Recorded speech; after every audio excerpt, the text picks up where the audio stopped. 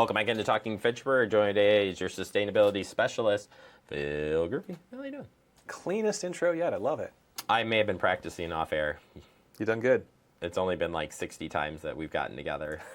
And just now I'm like, hey, it clicked. You got my name right every time, so that's surprising because usually something. that's the number one issue. But nevertheless, welcome back. We just got the recent edition of the Green Newsletter out there. And we're going to jump right into it. Right. We had our food scrap drop-off event out in Swan Creek Park. But moving forward now, we're going to have a scrap food drop-off. Yeah, so Dane County Department of Waste and Renewables has been doing some food scrap drop-off programs. Fitchburg is hosting one site at Swan Creek Park, so there was a kickoff event like you mentioned. If you check out the Green e-newsletter or go to fitchburgwi.gov and look for the search for food scrap stop. There's information on this.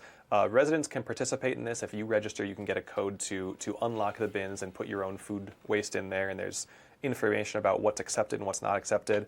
We're really excited about this. It's expanding composting and avoiding throwing food scraps into the garbage is always a great shift. So early returns have been really good so far. We've got some initial reports from what we've been seeing thrown in there, and there's really good participation. Folks are putting in what they should and not contaminating it. So yeah, it's going really well, and we're excited to see this expand more. And will we have access then, like after we collect these things, and then kind of what's that long-term picture look like? Like obviously there's composting happening somewhere, some way. Yeah. So I believe with this one the compost is going to be they're partnering with Purple Cow Organics on this. I don't know the details right now. I'd have to get back to you on that.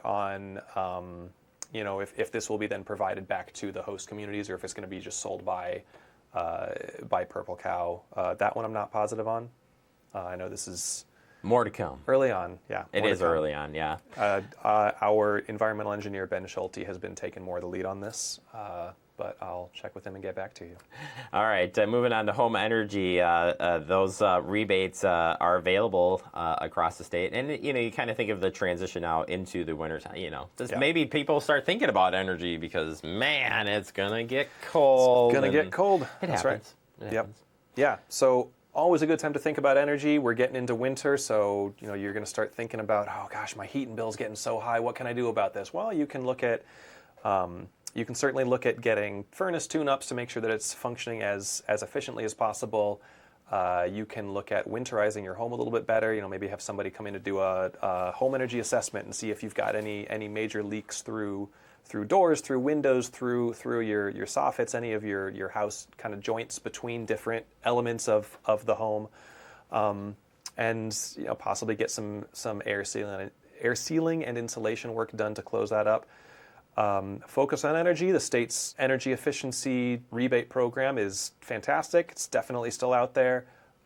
They provide incentives and discounts for getting some of that work done. There was also a recent announcement that two different programs, so one began last year, the HOMES program, which is about low and moderate income home efficiency work, but then also this home energy appliance rebate, this was just announced by Governor Evers' office that there are now discounts at retailers around the area where you can get instant discounts and also some post-purchase rebates on more energy efficient appliances.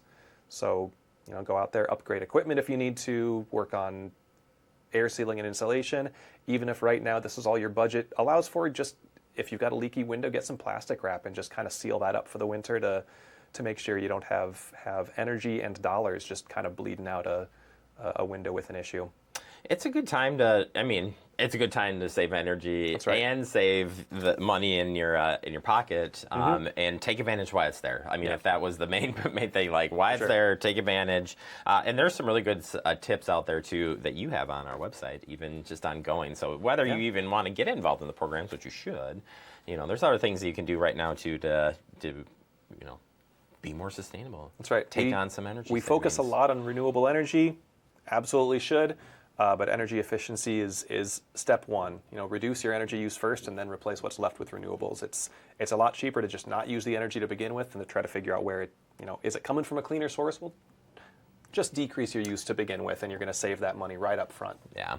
All right. Finally, maybe in the spirit of giving back, we have the Green Holiday Ideas come out each and every year by yours. This guy over here.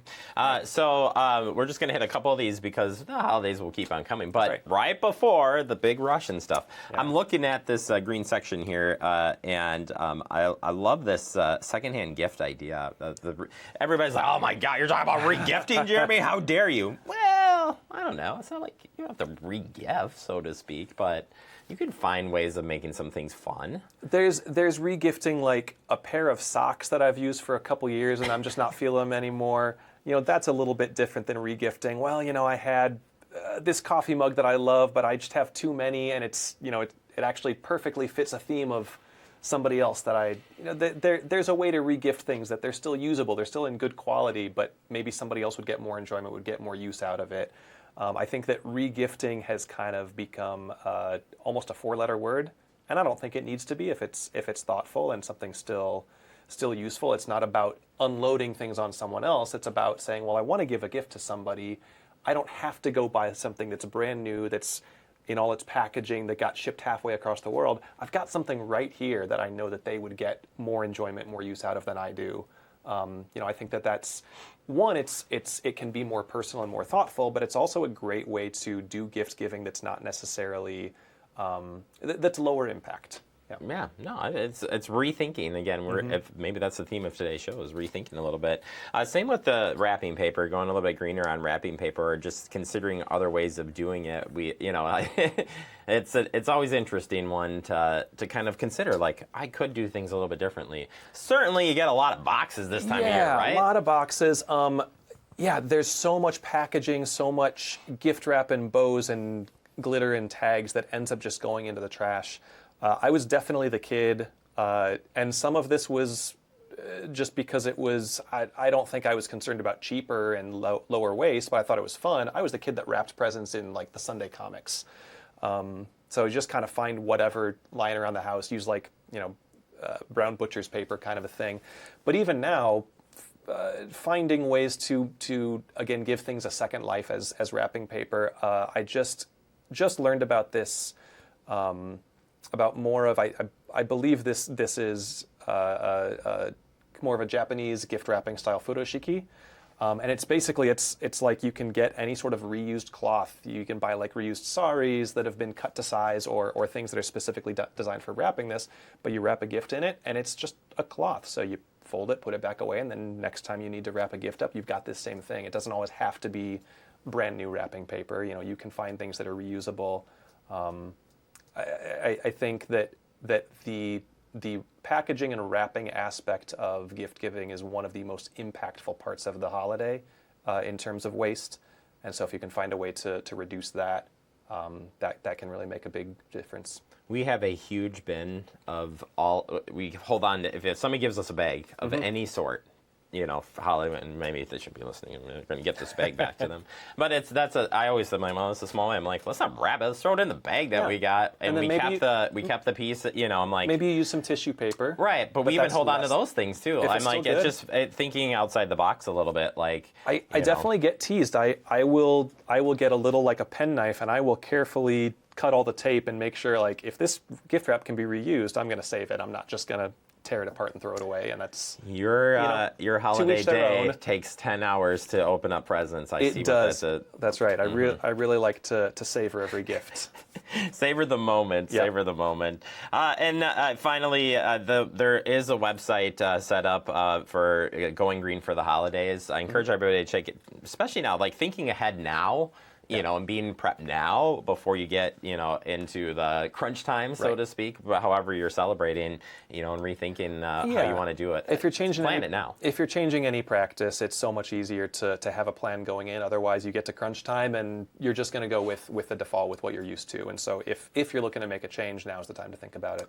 So what did you say the Japanese term was? Furoshiki? I'm not saying that, but I'm thinking too, like I'd think people would not want to give you it back, like give you the cloth after you give it out. So I'm going to need you to give me that back right away. What we're doing it for initially is just internal. Yeah, I think it's a pretty cool idea. Between my wife and I, and gifts for the kids, like this is all staying in the house anyway, and so we'll use the cloth. So you're not going to bring me a mug for you, Jeremy? I'll wrap one up. I want to see what it looks like. Yes, you have to demo this next time.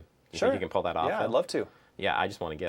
There's a bunch of cool ways you can knot them too, and different. It's not just like you wrap it up in a cloth. There's a whole art form to it, almost like the gift wrapping version of origami. Right. That's Like what there is definitely an art I'm a to little it. fascinated by this.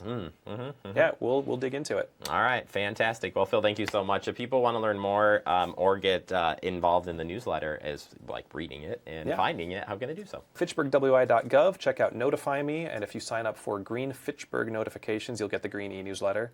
You can also just check out Green Fitchburg. That is a page on the city's website as well, and keep resources and information up to date. I'm telling you, you can send Phil questions about this fun gift wrapping idea. I love I'm answering telling questions. you, I'm telling you, he's got the ideas right here. It's cool. I really hope I pronounced it right. Yeah, well, that's too late now. All right, thank you, Phil.